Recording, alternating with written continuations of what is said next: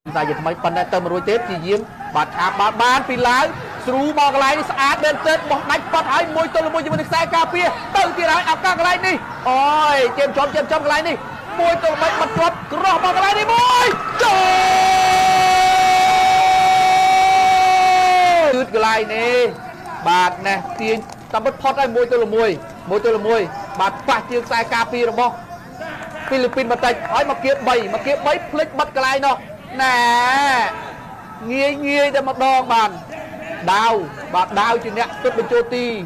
ខាងឡាវដដែលឡាវនៅមានឱកាសគ្រប់គ្រងបាល់ច្រើនជាងហ្វីលីពីនដដែលទៅហើយញាក់មកមួយផុតស្រូមកកន្លែងនេះចាំចូ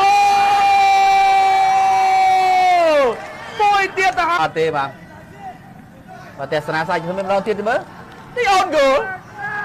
បាទស្រូមកកន្លែងនេះទៅហើយសម្រាប់ឡាវក្របទី3អាចកាត់ឡើងទេឡាវសុទ្ធមកជើងកន្លែងនេះសាចុះក្រោយបន្ថែមចូលបាទលោកបលត់លើអត់ឲ្យទេបាទលើអត់ឲ្យទេដូរមែនទេទស្សនាសាច់ថ្មីកន្លែងនេះបាទទាញសិនទាញអូមកផុតសិនបាទក្រោះមកមួយកន្លែងនេះបាទនិយាយទៅបើកំសោយរបស់ខ្សែការពារហ្វីលីពីនបាទលោកហេតុអីបាន